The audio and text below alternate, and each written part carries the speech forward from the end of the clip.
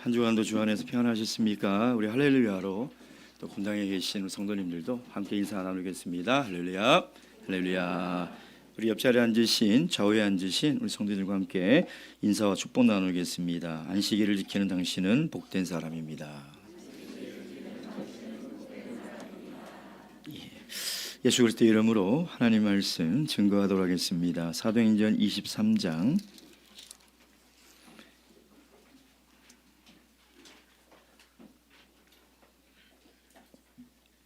25절에서 35절까지 말씀입니다. 사도행전 23장 25절에서 35절, 오늘 우리에게 주신 이 귀한 계시의 말씀을 통하여 살아계신 하나님의 음성을 다 듣고 깨닫는 그런 귀한 시간 될 수 있도록 이 말씀 함께 교도하도록 하겠습니다. 25절, 또 이 아래와 같이 편지하니 일렀으되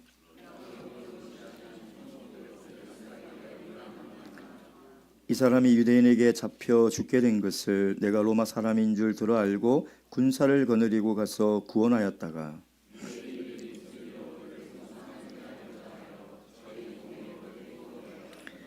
송사하는 것이 저희 율법 문제에 관한 것뿐이요 한 가지도 죽이거나 결박할 사건이 없음을 발견하였나이다.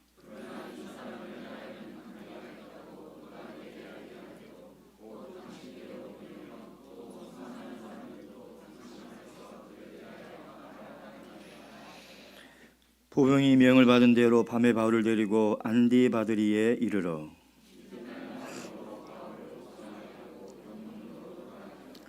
저희가 가이사랴에 들어가서 편지를 총독에게 드리고 바울을 그 앞에 세우니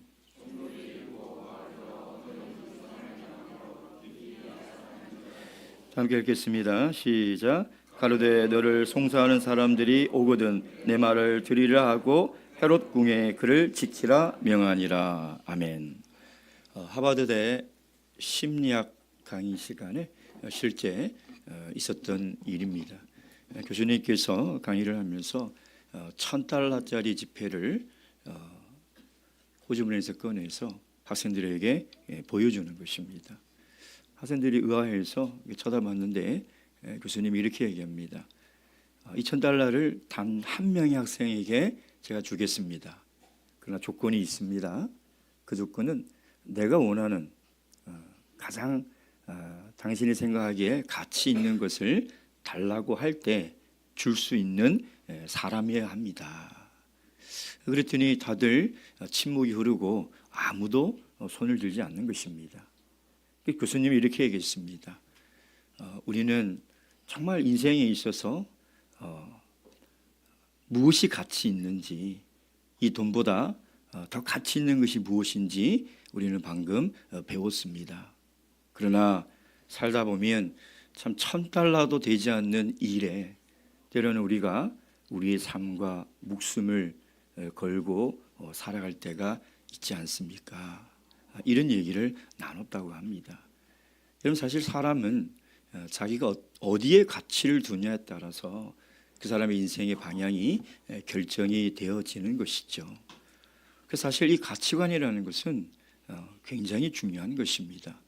내가 무엇을 더 가치 있게 생각하는가. 근데 사실 가치가 없는 것에 내 인생을 걸고 살아가면 그 인생처럼 허망하고 불행하며 불쌍한 인생이 없다는 것입니다. 여러분, 정말 영원한 것에 우리의 가치를 두고 살아가야 돼요. 머리로만 아는 것이 아니라 정말 우리의 삶이 그 영원한 곳에 가치를 두고 그 방향을 거기에 맞춰서 살아가야 된다는 것입니다. 최근에 저희가 살펴보고 있는 바울 사도의 이 여정을 통해서 오늘 본문의 하나님은 세 사람의 그 가치를 우리에게 소개하고 있습니다. 다양한 가치를 두고 살아가는 이 세 사람의 모습을 통해서 하나님은 오늘 우리에게 물어보십니다. 너는 지금 무엇에 목숨을 걸고 살아가고 있느냐? 여러분, 이 질문에 오늘 우리가 정직하게 대답할 수 있는 그런 귀한 시간이 되길 주님의 이름으로 축원드립니다. 첫째, 어떤 사람을 소개하고 있습니까? 사소한 일에 목숨을 거는 사람입니다. 우리 12절 13절 말씀 보겠습니다. 12절 13절, 시작. 날이 새매 유대인들이 당을 지어 맹세하되 바울을 죽이기 전에는 먹지도 아니하고 마시지도 아니하겠다 하고 이같이 동맹한 자가 40여 명이 되더라. 오늘 우리의 본문에 보면 바울 사도는 예루살렘에서 무사히 가이사랴에 도착합니다. 로마 정예부대에 470명이나 되는 그 군인의 보호 속에서 무사하게 이 가이사랴에 도착을 하죠. 제가 이 23장의 이 내용을 쭉 묵상하면서 문득 그런 생각이 들었습니다. 그러면 이 사람들은 도대체 어떻게 됐을까? 바울 사도를 죽이기 전에는 내가 먹지도 마시지도 않겠다고 맹세한 이 사람들은 어떻게 됐을까? 그 궁금증이 생겼습니다. 여러분 어떻습니까? 사실 이 사람들은 바울 사도를 죽이려고 동맹하여 모였던 사람들이죠. 그런데 결과적으로 바울은 죽지 않았습니다. 나중에 로마에서 순교를 당하지 않습니까? 결국 이들의 암살 계획은 실패한 것입니다. 그러면 이들은 어떻게 됐을까요? 정말 이들이 맹세한 것처럼, 이들이 결심하고 결단하고 동맹한 것처럼 바울을 죽이지 못했으니 먹지 않고 마시지 않고 죽었을까요? 어땠을까요? 그러지 않았을 겁니다. 아마 한 3, 4일은 그랬을 수도 있어요. 자기가 한 말이 있으니까. 그래서 먹지 않고 마시지 않고 버틸 수 있습니다. 근데 그게 얼마나 오래 가겠습니까? 일주일 넘어가겠습니까? 사람이 밥을 안 먹고는 일주일 버텨도 물을 안 마시고는 3일도 버티지 못합니다. 죽습니다. 그럼 이 사람들은 어떻게 됐을까요? 아마 자존심 때문에 2, 3일은 안 마시고 안 먹고 버텼을 거예요. 근데 너무나 그 고통을 참지 못하니 남들이 보지 않는 곳에서 슬쩍 마셨을 거예요. 몰래 먹었을 거예요. 그걸 마시고 먹으면서 자기 인생이 얼마나 부끄럽겠어요. 내가 그 맹세한 그 일이, 내가 그 결심한 일이, 내가 그것을 이루지 않으면 내가 죽겠다라고 그렇게 결심했던 그 결단이 얼마나 부끄럽고 얼마나 수치가 되는 일이냐 이 말이에요. 몰래 먹으니까 누가 쳐다봐요. 아니 당신 바울을 죽이기 전에는 마시지도 먹지도 않겠다고 그렇게 맹세하고 결심하고 떠들어대더니 어떻게 그렇게 먹을 수 있습니까? 라는 얘기를 혹시 들었다면, 멀쩡히 살아서 돌아다니는 모습을 보고 누군가 물어봤다면 이 사람들이 얼마나 창피하고 수치스럽냐 이 말이에요. 여러분 오늘도 많은 인생들이요, 자기가 결심하고 자기의 계획대로 자기의 뜻대로 한번 살아보자고 살아가는 사람들이 참 많이 있습니다.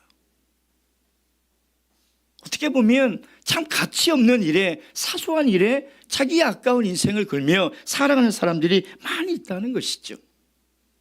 19세기 유럽에는요, 명예 결투라는 게 있었습니다. 이게 뭐냐면 누군가 나에게 욕을 해요. 누군가 나에게 기분 상하는 말을 해요.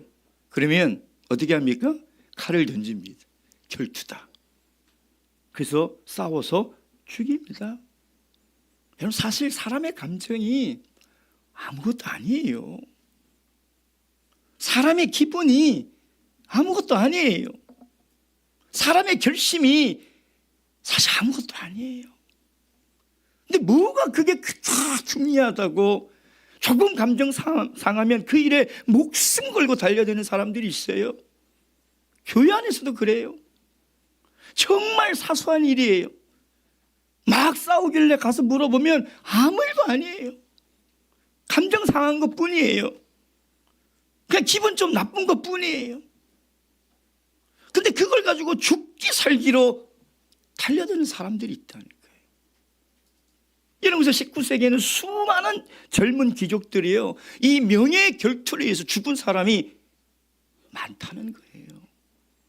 얼마나 불쌍하고 얼마나 어리석으며 얼마나 불행한 일입니까? 그 자존심 때문에 목숨을 건다니까요. 근데 그런 사람들이 얼마나 많아요, 여러분. 세상에서도 많아요. 자존심 상해서 못 사는 사람이 있어요. 자존심이 밟혀서 못 사는 사람이 있어요. 교회에도 그런 사람들이 있어요. 가만히 생각해 보세요. 우리의 감정, 우리의 의지, 우리의 자존심 사실 아무것도 아니에요. 아무것도 아니라는 것은 내 목숨을 걸 만큼 그렇게 중요한 게 아니라는 거예요. 근데 왜 거기에 내 신앙을 겁니까? 왜 신앙을 버리고 나갑니까? 왜 상처 주고 왜 신앙이 실족합니까? 이것처럼 어리석은 인생이 어딨냐 이 말이에요. 마가복음 8장 36절 말씀. 마가복음 8장 36절 말씀.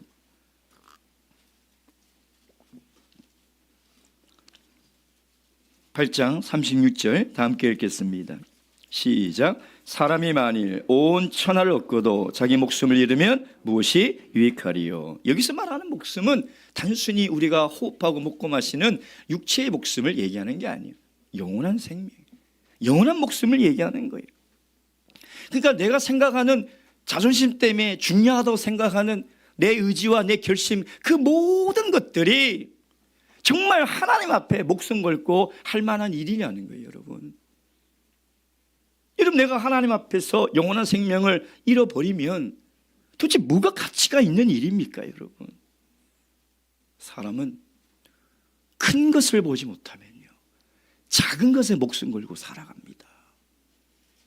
이 40인의 암살단도 마찬가지예요. 하나님의 큰 구원의 계획을 못 본 거예요. 예수 그리스도를 통하여 하나님께서 인류를 구원할 그 계획을 모르는 거예요.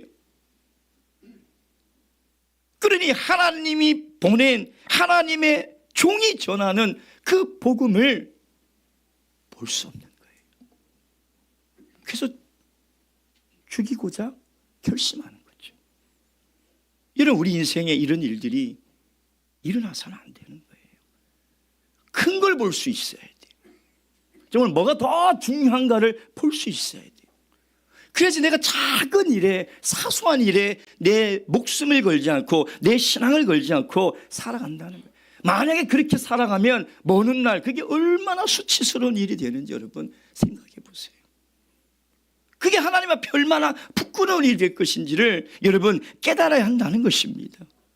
그래서 오늘 반드시 스스로에게 물어봐야 됩니다. 나는 지금 정말 어디에 내 인생과 생명을 걸고 살아가고 있는가? 정말 내가 중요하고 가치 있는 일에 내 생명을 걸고 지금 살아가고 있는가? 여러분, 이 질문에 답을 하셔야 돼요. 두 번째, 성경 본문이 오늘 우리에게 이야기하는 두 번째 종류의 사람은 어떤 사람이냐? 바로 세상 출세에 목숨을 거는 사람입니다. 여러분, 25절부터 30절까지는 어떤 내용이에요? 천부장의 편지죠. 25절. 또 이 아래와 같이 편지하니 일러스되. 그리고 26절부터 30절까지 이 천부장의 편지가 기록되어 있습니다. 이 편지는 무슨 내용입니까? 총독 벨릭스에게 보내는 보고서와도 같은 경우예요. 미결소 신분인 이 바울이라는 이 피의자에 대한 내용이죠. 마치 검사가 관할 법원에 이 사건에 대한 개요를 기록하는 공소장과도 같은 거예요. 그래서 그 내용이 이 편지에 26절부터 30절까지 기록이 되어 있다는 겁니다. 그래서 이 학자들은 이 편지의 내용을 원문으로 쭉 분석해 보면 법률 용어가 많이 있다는 거예요. 법률 용어가. 이게 보고서라는 거예요.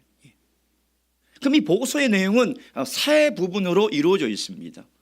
첫째, 27절입니다. 함께 읽겠습니다. 시작. 이 사람이 유대인들에게 잡혀 죽게 된 것을 내가 로마 사람인 줄 들어 알고 군사를 거느리고 와서 구원하여다가. 바울이라는 이 사람이, 미결수인 이 사람이 유대인에게 둘러싸여서 죽게 된 거예요. 그래서 본인이 가서 그 사람을 구했는데 로마 시민인지 알고 구했다는 거죠. 사실입니까? 거짓입니까? 이게 사실이에요, 거짓이에요? 예? 사실이에요, 거짓이에요? 둘 중에 하나잖아요. 예? 사실이에요. 22장을 찬찬히 보세요. 이게 사실인지. 거짓이에요. 거짓이에요. 로마 시민인지 몰랐어요. 천부장은 누구로 알았습니까? 난을 일으켰던 애굽의 칼잡이인 줄 알았어요. 그래서 백부장들에게 뭐라 그럽니까? 두 쇠사슬로 묶어 채찍으로 신문하라. 기억 안 나세요? 자기가 구한 게 아닙니다. 사실이 아니에요. 허위예요. 두 번째, 28절 29절 시작. 유대인들이 무슨 일로 그를 송사하는지 알고자 하여 저희 공회로 데리고 내려갔더니 송사하는 것이 저희 율법 문제에 관한 것뿐이요 한 가지도 죽이거나 결박한 사건이 없음을 발견했나이다. 자, 사실이에요, 거짓이에요? 이제 답을 못하겠죠. 네. 자, 1번이 거짓이면 2번은 사실일 확률이 훨씬 높죠. 그렇죠. 잘 찍어본 분은 아시잖아요. 예, 사실이에요. 이게 사실. 근데 사실이긴 사실인데 여기에도 의도가 숨어져 있어요. 어쨌든 사실이에요. 자, 세 번째 30절 시작. 그러나 이 사람을 해하려는 관계가 있다고 누가 내게 알게 하기로 곧 당신께로 보내며 또 송사하는 사람들 앞에서 그를 대하여 말하라 하였나이다 하였더라. 이게 사실이에요, 거짓이에요? 사실과 거짓이 섞여 있어요. 사실은 하나님의 개입함으로 말미암아 바울의 조카를 통해서 바울이 주도적으로 이 암살 계획을 알려주는 거예요. 누가가 아니라 바울이 알려준 거예요. 바울을 통해서 이 사실을 알게 됐다는 것이죠. 결론적으로 얘기하면 천부장의 이 공소의 내용이, 공소장이, 보고서가 허위 사실이라는 거예요. 여러분, 법을 공부하신 분이나 법 쪽에 있는 분은 아실 거예요. 만약에 공소의 내용이 허위면 이건 큰일 날 일이에요. 이게 엄청난 법적 책임을 져야 되는 아주 심각한 일이라는 것입니다. 그럼 왜 천부장은 벨릭스 총독에게 이 미결수인 바울 사도에 대한 보고서를 이렇게 허위로 기록했냐 이 말이에요. 왜 그랬을까요? 왜 그랬을까요? 예? 만약에 자기가 로마 시민인 이 사람을 채찍으로 신문하라고 한 위법한 사실이 발각이 되는 순간 징계를 받게 되죠. 그럼 이 사람은 군인이에요. 그럼 어떻게 됩니까? 승진을 할 수 없게 되는 거예요. 그러니까 철저하게 자기의 과실은 숨기고 자기의 공로를 드러내는 거예요. 나중에 집에 가서 찬찬히 읽어보세요. 다 자기의 공로를 드러내고 있어요. 내가 이렇게 했다. 내가 구해내고 내가 그걸 알게 되고 내가 이렇게 했다는. 그러니까 바울이 혐의가 없다는 것은 사실이지만 그건 사실이에요. 그런데 모든 과정 속에서는 다 거짓이에요. 자기가 한 게 아니에요. 그래서 이 천부장이라는 사람은 어떤 사람이냐? 출세 지향적인 사람이라는 거예요. 출세지향적인 사람. 어떻게 하든 세상에서 출세해서 승진하고 내가 올라가고 싶은 자리에 올라가려고 목숨을 걸고 살아가는 사람이에요. 여러분, 출세지향적인 사람은 절대 진실할 수가 없습니다. 출세에 목숨 걸고 사는 사람은 절대 정직할 수가 없어요. 왜? 출세라는 야망이요. 그 목표가 딱 정해주는 순간 거짓과 과장, 허용, 그게 몸에 배게 돼 있어요, 여러분. 여러분, 세상에서 그런 사람들 자세히 보세요. 그가 사업가든 정치인이든 누구든 간에 출세지향적인 사람은요 절대 정직할 수가 없어요. 철저하게 자기의 실수를 감춰야 되고 자기의 잘난 것을 드러내야 되고 자기의 능력을 과장해야 되고 없으면서도 있는 척해야 돼요. 그게 출세지향적인 사람들의 특징이라는 것입니다. 여러분, 22장 28절 보세요. 22장 28절. 22장 28절 시작. 천부장이 대답하되 나는 돈을 많이 들여 이 시민권을 얻었노라. 바울이 가로되 나는 남에서부터. 여러분, 출세지향적인 이 사람은 로마 시민권을 엄청난 돈을 들여서 샀다는 거예요. 왜? 출세하려고. 로마 시민권이 없이 로마 군대에 있어봤자 승진을 할 수 있을까요? 없을까요? 없어요. 불가능합니다. 어떻게 승진합니까? 그러니까 어떤 방법으로 빚을 내서라도 내가 그 로마 시민권을 사야 되는 거예요. 그래서 엄청난 돈을 들이고 그걸 샀다는 것입니다. 여러분 세상에서도요, 이런 출세지향적인 출세에 목숨을 걸고 살아가는 사람들이 있지 않습니까? 여러분 최근 뉴스를 보세요. 다 법정에 오는 사람들 하나같이 제가 유심히 보는데 다 출세지향적인 사람들이 자기의 과실은 철저하게 숨기고 변명하고 자기의 성과를 드러내고 자기의 출세를 위해서 숫자도 조작하고 로비하고 금품 주고 선물 받고 거짓하고,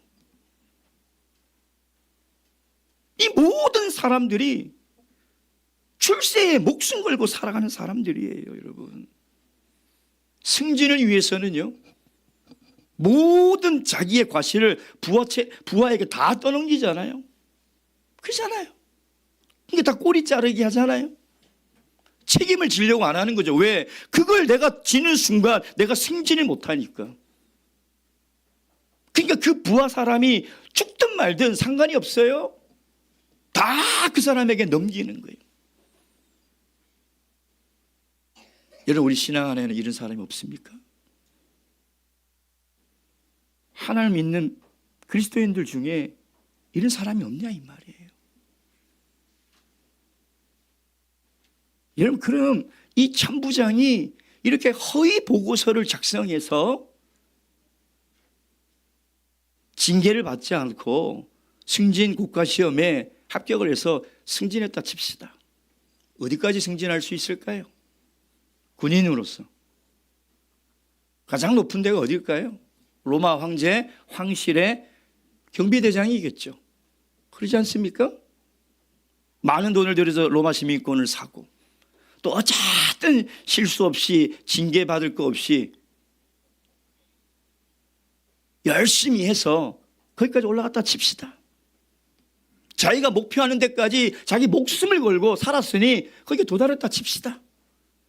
2000년이 지난 지금 그도 흑인이 흙으로 돌아가서 한 줌의 흙으로 찾을 수도 없는 그런 허망한 인생이 되지 않았냐 이 말이에요. 여러분, 세상의 출세를 내가 아무리 높이까지 올라간들 그게 무슨 가치가 있을까요? 정말 거기에 내 목숨을 걸고 내가 살아가야 될 가치가 있냐 이 말이에요. 여러분, 제가 왜 이 말씀을 드리냐면 천부장은 바울을 직접 만났던 사람이에요. 바울을 통해서 예수 그리스도의 간증을 2번이나 들었던 사람이에요. 예수가 누군지 들었던 사람이에요. 그리고 바울이 어떻게 변화됐는지 그 간증을 들었던 사람이에요. 그리고 바울에 대해서도 굉장히 호감을 가지고 있던 사람이에요.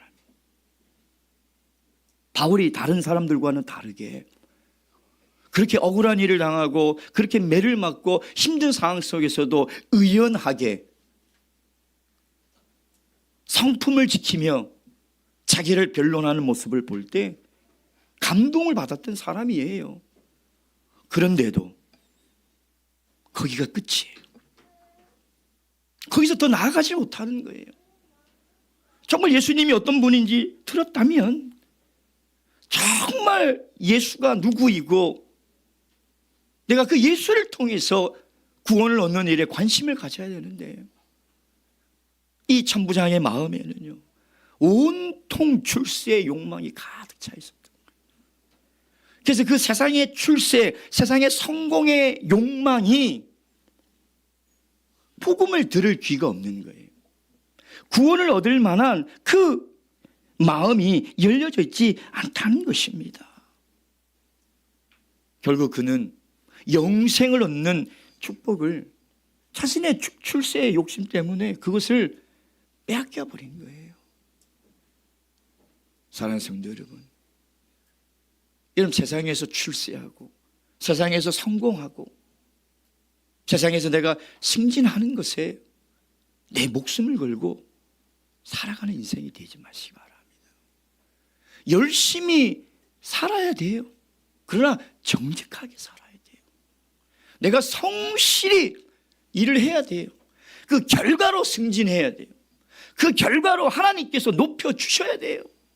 남을 속이고 남을 밟고 거짓과 허영으로 세상의 그 자리에 올라간 것이 뭐가 자랑입니까? 여러분, 그게 자랑입니까? 하나님 앞에 부끄러움이 없어야 되잖아요. 정말 하나님께서 인정해 주셔야 되지 않냐 이 말이에요. 하나님께서 오늘 이 출세지향적인 이 사람을 통해서 우리는 이렇게 어리석고 허망한 인생을 살지 말라고 우리에게 이야기하고 있는 거예요. 마지막 세 번째, 어떤 사람을 보여주고 있습니까? 사명에 생명을 거는 사람을 보여주고 있습니다. 하나님 주신 사명에 목숨을 걸고 살아가는 사람인 것이죠. 우리 25장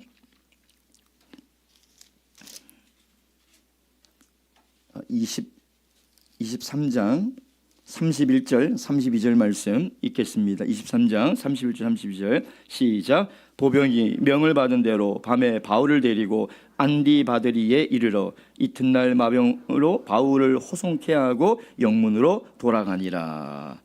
예루살렘에서 안디바드리가 약 한 40km 정도 떨어진 곳일 거예요. 거기서부터 가이사랴까지 한 60km 정도. 그러니까 보병과 마병이 470명이 이렇게 왔다가 보병은 돌아가는 거죠. 왜냐하면 그때 말씀드린 것처럼 예루살렘을 지키는 인원의 3분의 2가 빠져나오기 때문에 돌아가는 거예요. 그리고 이제 마병들만 바울 말에 태우고 이제 가이사랴까지 도착을 합니다. 그래서 하나님은 이 유대인의 40명의 극 암살단들의 그 죽음의 위험으로부터 하나님께서는 철저하게 보호하셔서 지금 가이사랴까지 바울 사도를 무사히 도착하게 하는 거죠. 우리가 저번 시간에도 살펴봤지만 이 계획을 누가 감히 상상할 수 있겠습니까? 이런 방법으로 바울이 로마까지 가겠다는 것을 누가 계획할 수 있겠냐 이 말이에요. 이 사람이 도저히 계획할 수 없고 상상할 수 없는 일이에요. 아무리 생각해도. 이게 얼마나 참 신기한 일이냐 이 말이에요. 그러니까 하나님께서 이 바울을 가장 안전한 방법으로 지금 로마에 보내고 있다는 거예요. 그래서 털끝 하나 다치지 않고 무사히 가이사랴에 도착했다는 거예요. 하나님의 보호하심으로. 근데 우리가 여기서 잘 생각해야 돼요. 하나님이 바울 사도를 보호한 것이 육신의 생명뿐이냐 이 말이에요. 그게 중요한 게 아니에요. 하나님이 우리를 날마다 보호하시는 이유와 목적을 알아야 돼요. 하나님이 나를 보호해서 오늘도 무탈하게 사고나지 않고 병 걸리지 않고 무사히 하루를 보낸 것이 그게 중요한 거냐 이 말이에요. 여러분,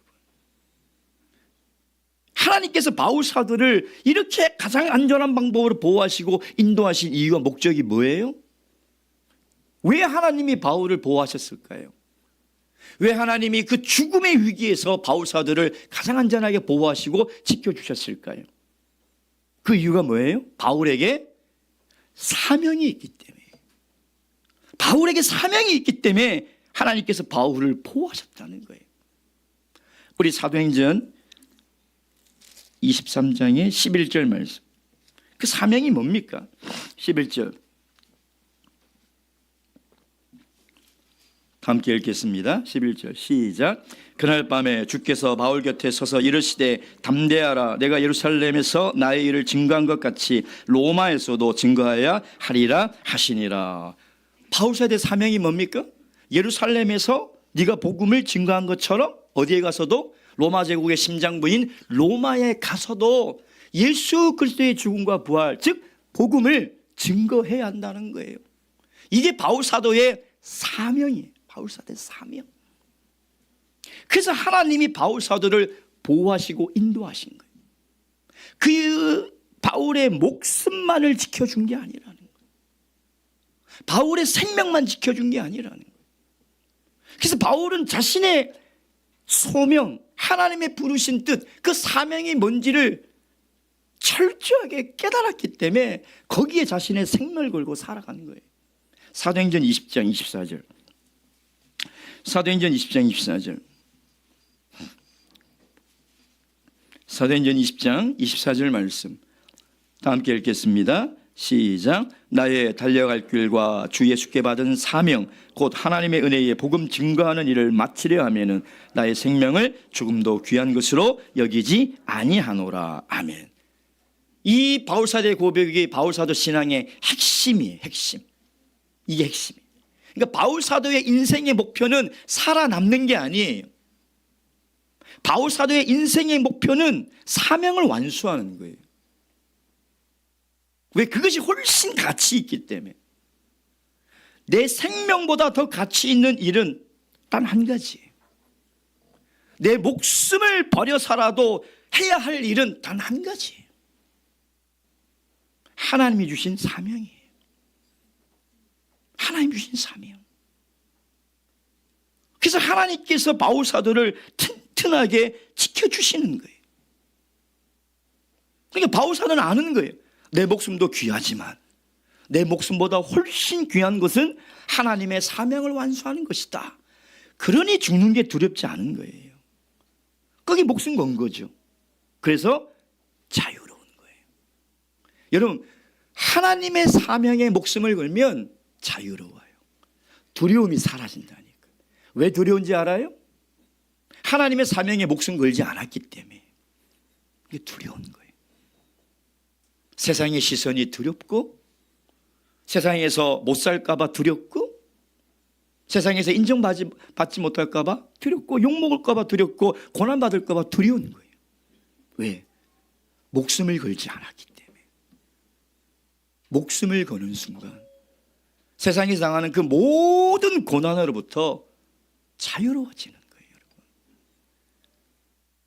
그때 비로소 두려움이 사라지는 거예요. 그래서 여러분, 사명이 있는 사람은 하나님께서 반드시 지켜주십니다. 하나님께서 보호해 주시는 거예요. 그 사명을 위해서 목숨 걸고 살아가는 사람은 하나님께서 인도하신다는 것입니다. 사랑하는 성도 여러분, 이제 25년도도 며칠 안 남았어요. 우리가 늘 입버릇처럼 세월이 빠르다 빠르다. 어떻게 보면 우리의 인생은 점점 살아온 날보다 살 날이 줄어들어 가고 있지 않습니까? 그 문제는 우리 인생을 다시 되돌이킬 수 없다는 거예요. 한 번뿐이란, 딱 한 번, 딱 하나. 우리 목숨도 하나잖아요. 두 개, 세 개가 아니지 않습니까? 그러니까 우리 인생이, 우리의 생명이 얼마나 귀하냐 이 말이에요. 근데 이 하나뿐인 우리의 삶과 우리의 목숨을 정말 세상에 헛된 것에, 가치 없고 사소한 것에 여러분 걸고 살아가야 되겠습니까? 정말 한 번뿐인 우리의 생명을 내가 세상에서 성공하고 출세하고 인정받고 누리는 일에 내 목숨을 다해서 살아가야 되겠냐 이 말이에요. 특별히 정말 세속적인 일, 하나님께서 기뻐하지 않고 인정하지 않은 일에 우리의 삶을 허비하며 살아가는 것처럼 하나님의 마음을 아프게 하는 게 없어요. 여러분, 그래서 오늘 이 시간 하나님께서 우리에게 보여주시는 이 세 사람을 통해서 다시 한번 생각하세요. 내가 지금 열심히 살아가고 열심히 하는 이 일, 내가 시간과 생명과 모든 열정을 다 바쳐서 하는 이 일, 정말 내가 목숨을 걸고 할 만한 가치가 있는 일인가? 다시 얘기하면 그 일이 하나님이 인정할 만한 일이냐 이 말이에요, 여러분. 더 쉽게 얘기하면 그 일을 다 마치고 주님을 배웠을 때 주님이 너 참 잘했다 인정하시고 칭찬해 줄 일이냐 이 말이에요. 여러분이 정말 열심히 하는 그 일을 가지고 천국에 갈 수 있는 일이냐 이 말이에요, 여러분. 그걸 생각하셔야 돼요. 그 일에 우리의 생명을 하나뿐이, 한 개밖에 없는 우리의 목숨과 생명을 바쳐야 한다는 것입니다. 바라기는 하나님이 우리에게 주신 그 사명에 우리의 생명을 바치고 살아가시길 바랍니다. 묵도하시겠습니다.